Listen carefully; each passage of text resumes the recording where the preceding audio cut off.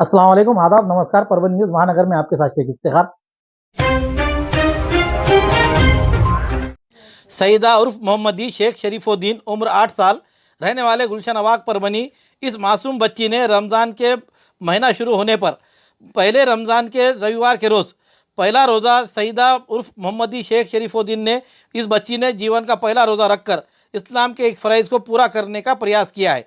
इस गर्मी के शिद्दत में पहला रमज़ान का पहला रोज़ा रखने पर परदादी, दादी, आंटी, अंकल, दादा दादी, नाना नानी, दादा पप्पा, दादी मम्मी, दादा अब्बू, दादी मम्मी, बड़े चाचा, छोटे चाचू, आंटी, मामा मामी, दोस्त, रिश्तेदारों आदि ने मुबारकबाद देते हुए दुआओं से नवाजा।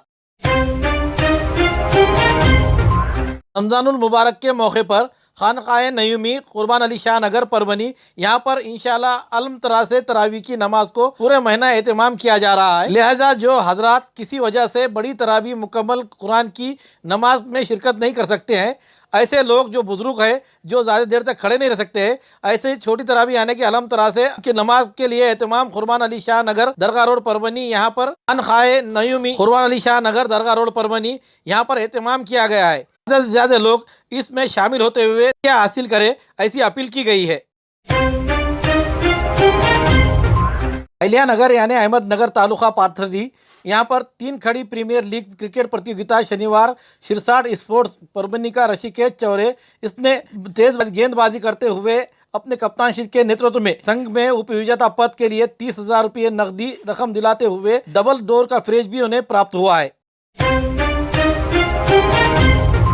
परवनी शहर के प्रशासकीय बिल्डिंग के सामने रास्ते में कुछ लोगों ने अपने अतिक्रमण करते हुए दुकानें बनाने की कोशिश की। इसे देखते हुए महानगर पालिका ने इसे रोकने का प्रयास किया और तमाम बनाए हुए दुकानों को तोड़ दिया, लेकिन इस दुकानों में एक विकलांग व्यक्ति का गैरेज भी तोड़ दिया गया है, जो कि जिला कलेक्टर के पास उन्होंने गुहार लगाई थी कि उसे यहाँ पर काम करने के लिए जगह दी जाए ताकि उसके परिवार को वो कारोबार करके संभाल सके। इस तरीके से बात करने पर भी उसकी बात को ना मानते हुए महानगर पालिका ने उस व्यक्ति के भी गैरेज को तोड़ दिया है। यह देखते हुए कि उसका अब ये रमज़ान का महीना चल रहा है और एक मुस्लिम व्यक्ति की, और वो ख़ास तौर पर विकलांग व्यक्ति है, ऐसा विकलांग व्यक्ति जो कि खुद के पैरों पर निर्भर रहते हुए काम कर कर अपने परिवार को पालने की कोशिश कर रहा है। नगर पालिका के उन अधिकारी कर्मचारियों को उसकी सहायता करने के बजाय उसकी गैरेज तोड़ दी गई है। इसको लेकर वो प्रशासन, जिला प्रशासन से और जिला कलेक्टर करते हुए अध्यक्ष हमारे जिला कलेक्टर रघुनाथ गावड़े इनसे गुहार लगाए हुए हैं। उन्होंने क्या कहा है, आइए जानते हैं। मैं जब पहला जब ये कोई दुकान नहीं थी, नोटिस नहीं मिली, मुझे कुछ नहीं मिली। ये मेरे हाथ में कलेक्टर को दिया लिख के लिया है कि भाई मैं पीछे आपकी जगहों पर मैं ये रोजी रोटी के आज से अपंग है, मैं किराया भर नहीं सकता बोल के लेटर सब है मेरे पास, 44% है और ओरिजिनल है। और मेरे को बगैर नोटिस के दिए कि खाली फोन लगाकर ये दुकान उठाने लगा है इन लोगों ने। और मुझे ना इनके तरफ से मेरे को नगर पालिका की जगह ना पेट भरने पानी क्या उठाने को कुछ नहीं, मैं उठने को तैयार है, मेरे से होता नहीं। मेरे में भगवान ने इतनी कला दिया ली कि अपन मैकेनिक है, वो कर सक रहे पेट पानी। मेरे ऊपर घर में 3-4 जन है, 3 बच्चे, एक औरत है, माँ बाप है, रोज की कमाई, और एक पागल भाई है। अब ये तुम्हारा जो कारोबार बंद होगा इसके बाद क्या करेंगे? अब इसके बाद अब मेरे को ये समय कलेक्टर के पास जाके मैं ये देने वाला हूँ, मेरे को मेरी रोजी रोटी के आती मेरे को लगा दो। मैं अपंग आदमी, हाँ मैं अपंग आदमी है और मेरा कोई भी लेना दूसरा। हाँ मैं ये 4-5 साल से यहाँ, ये कोई नहीं था यहाँ पर, मैं था यहाँ जब ये मुद्दी जगह थी, ये मुद्दे की जगह थी, मैं जब डालने ये सब फिर बाद में आए और ये अतिक्रमण अब हुआ था। जब तक मेरे को अभी तक कोई किसी ने बोला नहीं था, अभी सबके साथ मैं भी आ रहा हूँ, कलेक्टर साहब से मैं मिलने आ रहा हूँ, ये आज बता। फर्जी दस्तावेज जमा करके जन्म प्रमाण पत्र प्राप्त करने वाले और तहसीलदार पर गुना दर्ज होगा, ऐसा किरण सोमैया भाजपा के नेता इन्होंने परवनी में दौरा करते हुए परवनी के नवा मुंडा पुलिस थाने में आकर अपनी जानकारी दी और इस समय उन्होंने आकर परवनी के तहसील कार्यालय में आकर मुलाकात दी। इस दौर पर इस मामले को देखते हुए परवनी के तहसीलदार संदीप अशोक राजपुरे इन्होंने नवा मुंडा पुलिस थाने में फरियाद दाखिल की है कि जन्म मृत्यु नोंदनी कानून 1969 सुधारना 2023 तारीख 11 अगस्त 2023 में कलम 11/2 और /3 के तहत उसे जन्म मृत्यु प्रमाण पत्र तारीख को लेकर 1 साल के लिए विलंब के कारण यानी जो देरी हो रही है उसे देखते हुए जन्म मृत्यु प्रमाण की नोंद करने के लिए अनुषंगिक कार्रवाई आदेश दिए जाने को जिलाधिकारी उन्हें दिए गए थे।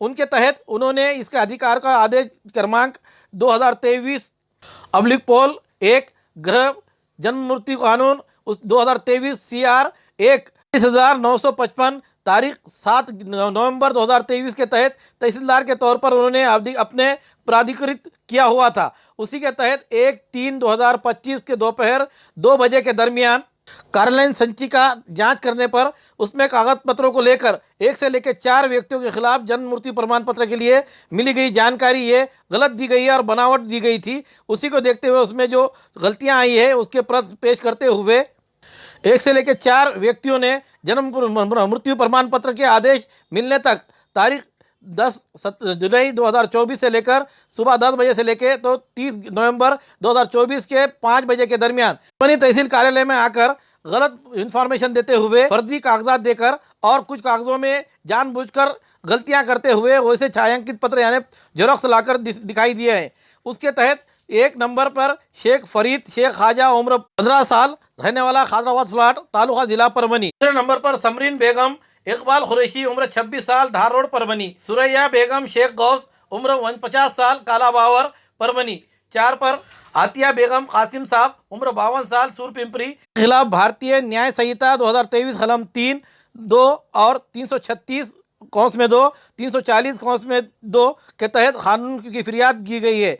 उसी के तहत कार्रवाई करने की बात कही गई है, जिसमें फिरियादी तहसीलदार संदीप अशोक राजपुरे इनके बताए हुए पर यह फिरियाद दाखिल की गई है। साथ में उन्होंने अर्जदारों के दिए गए सबूतों को भी पेश किया है। पुरानी बीमारियों की शर्तिया इलाज, घुटने के दर्द, शुगर, बवासीर, गुर्दे की पथरी, सफेद दाग, हार्ट अटैक, अस्थमा, एलर्जी, दाग कोड़ की बीमारी, गांठियों से पीड़ित अन्य बीमारियों से परेशान होते तुरंत संपर्क करें। डॉक्टर गोविंद कामटे, आयुर्वेदिक विद्या विशारद, बालाजी आयुर्वेदिक प्राकृतिक चिकित्सा केंद्र। एड्रेस तलाटी कार्यालय के पीछे, बसमत रोड, परभनी। समय सुबह 9 बजे से दोपहर 2 बजे तक, शाम 5 बजे से रात 9 बजे तक। Mobile number 9921691008।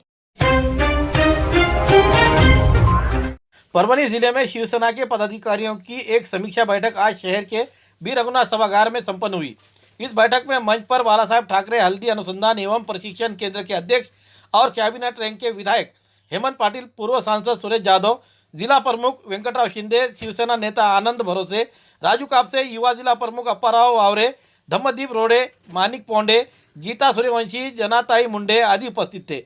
विधायक हेमंत पाटिल ने कहा कि आज की बैठक इस बात का समीक्षा करने के लिए आयोजित की गई थी जो कि शिवसेना में काम करने वाले पदाधिकारियों किस तरह से काम कर रहे हैं और पार्टी को आगे बढ़ाने के लिए शिवसेना की किस तरीके से काम करना चाहती है।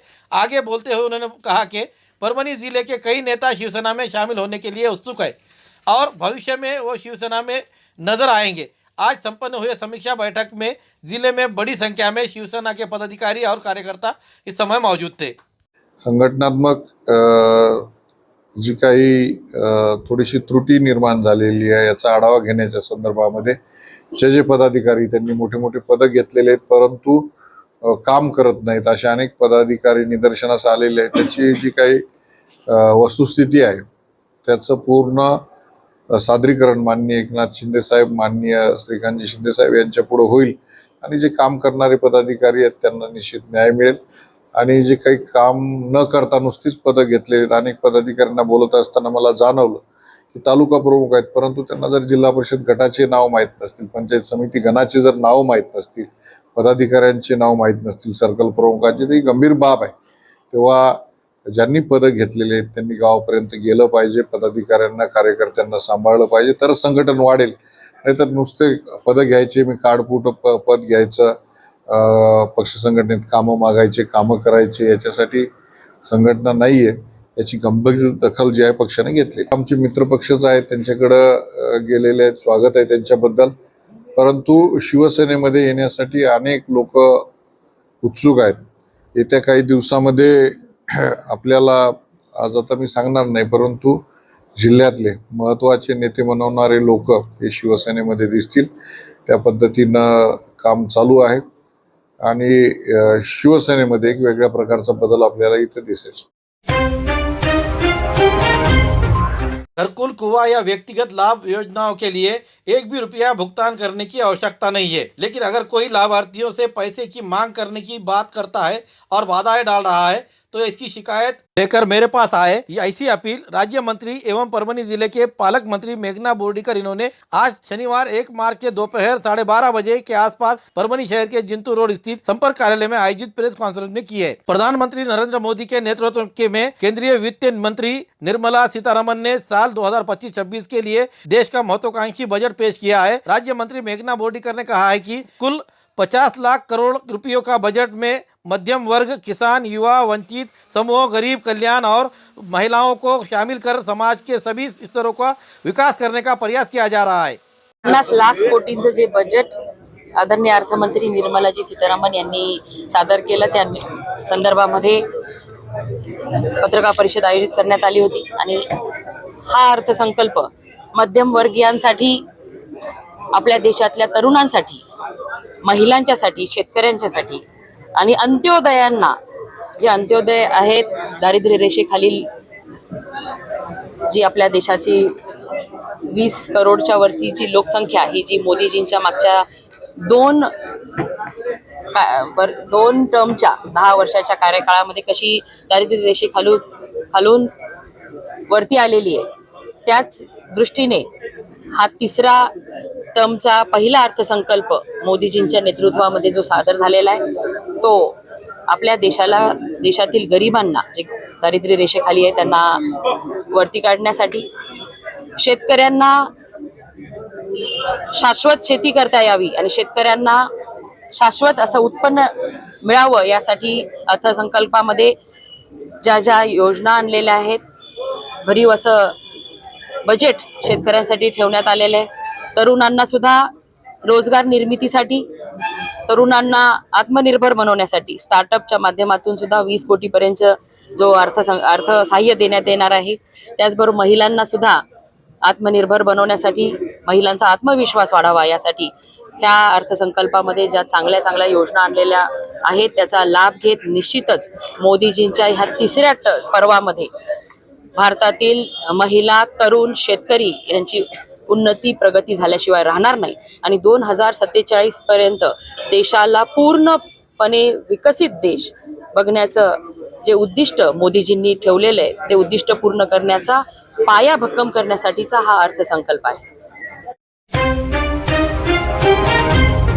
खूबसूरती का राज डॉक्टर हाशमी के पास। बालों का झड़ना, चेहरे के दाग व धब्बे, दीगर समस्याओं का इलाज हमारे पास। हमारे अपने बनाए हुए प्रोडक्ट्स 100% नेचुरल, कुदरती तौर पर इलाज बगैर किसी साइड इफेक्ट के साथ पूरी तरह से कुदरती व खालिश प्रोडक्ट्स आपके सामने बनाए जाएंगे। हमारे खुद के बनाए हुए प्रोडक्ट शिकाकाई, रीठा, आंवला, मेथी, गुड़हल के फूल, भिंगरा, एलोवेरा के जरिए हर्बल ऑयल वो हर्बल शैम्पू बालों का झड़ना व डैंड्रफ को खत्म करने के साथ सर की खुजली को खत्म करे। पतले बालों का इलाज फायदेमंद है, साथ ही बालों को लंबा, घना और खूबसूरत बनाए। चेहरे के दाग, धब्बे, कील, मुहासे, रूखी त्वचा वो चेहरे की झुर्रियां खत्म करे, साथ ही चेहरे को खूबसूरत बनाता है। खूबसूरती का राज डॉक्टर हाशमी के पास। हमारे पास ऑयल मशीन है जिससे हम आपके लाए गए खोपरा, कलौंजी, बादाम व अन्य सामग्री का तेल निकाल कर देंगे आपके सामने। एड्रेस डॉक्टर हाशमी मिनाज, खान साहब बिल्डिंग के पीछे, दरगाह रोड, परभनी। 8421522947, 8669131304।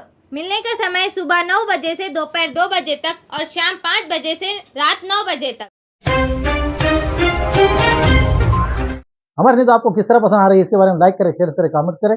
सब्सक्राइब नहीं किया है चैनल हमारा, सब्सक्राइब जरूर करें, बेल आइकन का बटन जरूर दबाएं ताकि ली हुई खबर सबसे पहले आप तक पहुंच सके। साथ ही साथ हमें फेसबुक पे फॉलो करें।